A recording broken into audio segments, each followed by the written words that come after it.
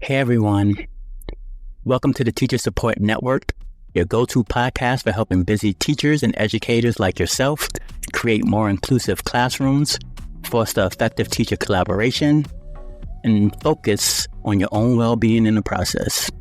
I'm your host, Anton McCoy, and today in this episode, we will be diving into the barriers and challenges that stand in the way of effective teacher collaboration between general education and special education teachers.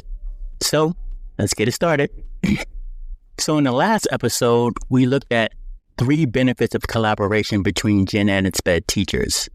So if you weren't able to listen to that episode, be sure to check it out when you get a chance.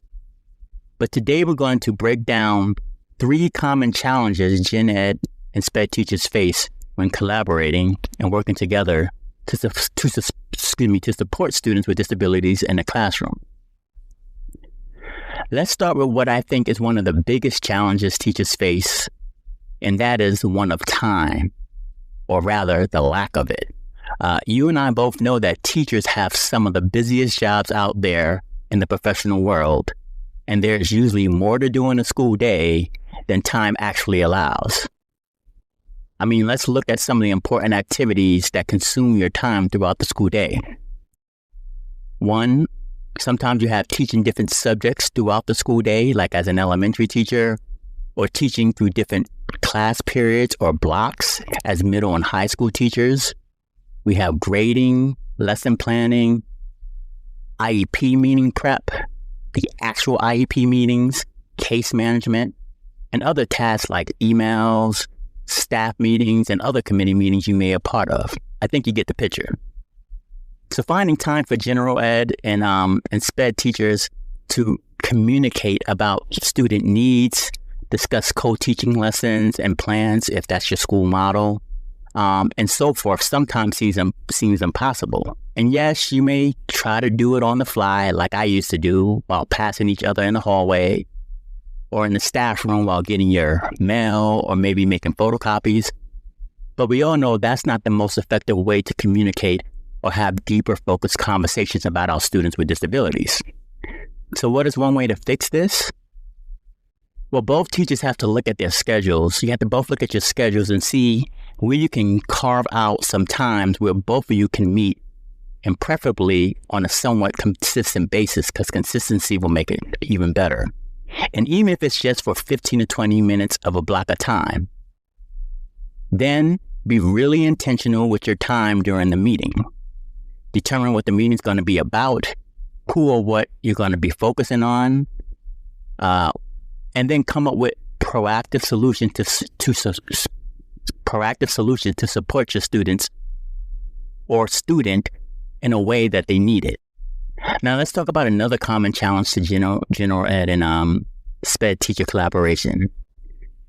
The challenge is having different teaching philosophies and styles of teaching. So this one can feel a little more personal because each teacher brings their own ideas, beliefs, and style to what works for their students in the classroom. And at times, those beliefs and teaching styles sync with each other. And at other times, they can really clash. Some areas where I have seen conflicts arise with teachers, especially happens in co-teaching situations where they may be around behavior management. One teacher may be more structured and the other more relaxed. Sometimes I've seen it in instructional styles where one teacher may have a more structured, direct, individualized instructional approach, and the other teacher may be more about doing small groups and hands-on project-based learning. Even teachers sometimes have unclear roles and responsibilities that are not defined within a classroom, and that can cause confusion and lead to tension.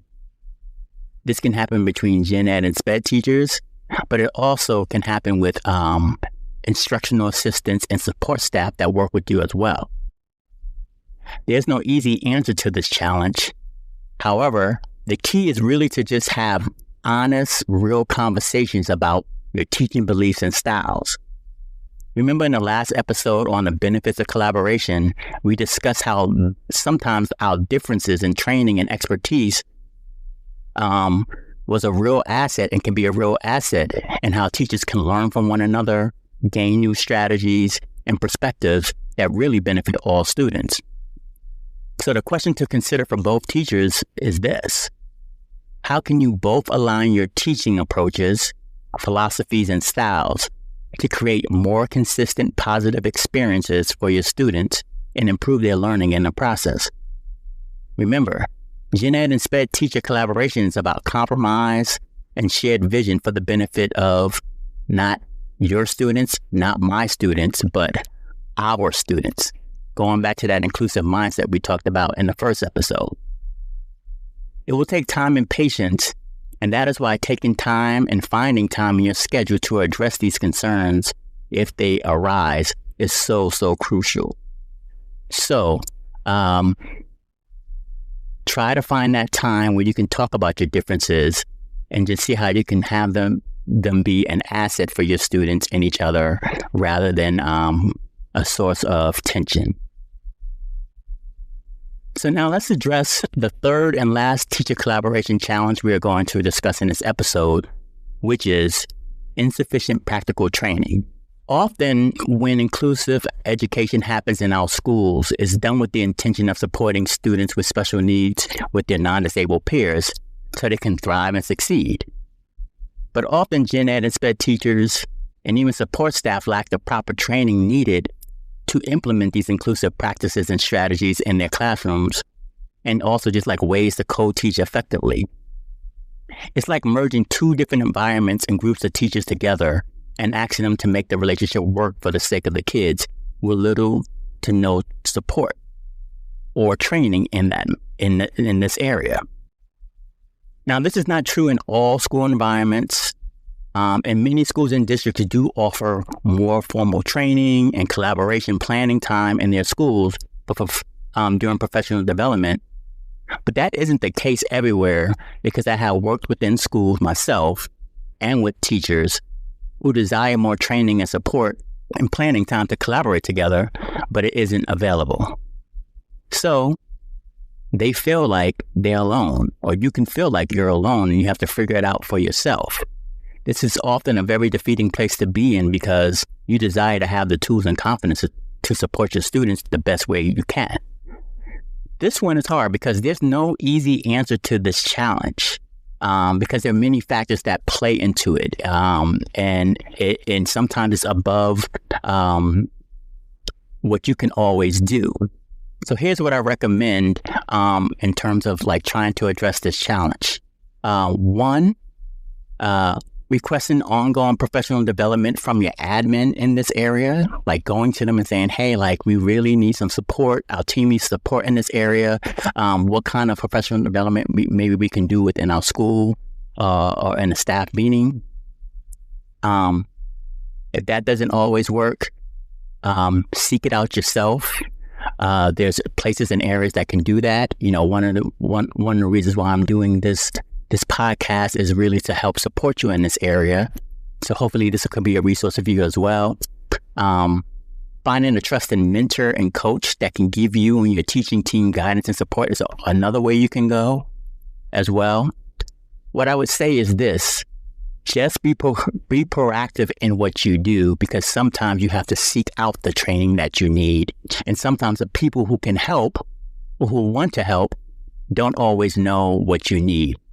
So be proactive, join with your teammates, and just don't give up hope, because I think it's worth striving for getting the support and the training you need so that you can really make inclusion work and collaboration with your colleagues work. So as you can see, while there are many benefits to Gen Ed and SpEd teacher collaboration for the academic and social growth of your students, there are some real challenges and barriers that make collaboration complicated and hard at times. I think as educators, it's important to explore these challenges to teacher collaboration and reflect on the ways they impact your teaching practice. So as we wrap up this episode for the Teacher Support Network, I want you to take a moment now or this week and reflect on these two questions. So the first one is, which of these three teacher collaboration challenges discussed in this episode today really resonate with you the most at this time? And why is it resonating with you? And then, more proactively, what is one small action step you can take to address the main challenge that resonated with you in this episode? So think about those things and take one small action steps to try to address it. So that's it for this today's episode. One way to bridge the communication gap between Gen Ed and SpEd teachers is to begin by having focused conversations with each other around and about your inclusive practices, co-teaching, and so forth. So I have a free resource for you called the Gen Ed and SpEd Teacher Collaborative Conversations Guide. Let me say it again. The Gen Ed and SpEd Teacher Collaborative Conversations Guide. It will give you 10 conversation starters that will guide you in supporting students with special needs in the mainstream classroom. You can find a link to the short guide in the resource section of the show notes for this episode. And also be on the lookout for upcoming workshops that I will be conducting that will help provide more focused, practical training on addressing some of the challenges with Gen Ed and SpEd teacher collaboration and implementing inclusive practices in your classroom. And finally, if you found this episode helpful or you know anyone who could benefit from the message, please share with your fellow teacher and educator. It will help to get the message out to those who desire it and need it. So that's it for now. Thanks for listening. And until next time, take care and be encouraged.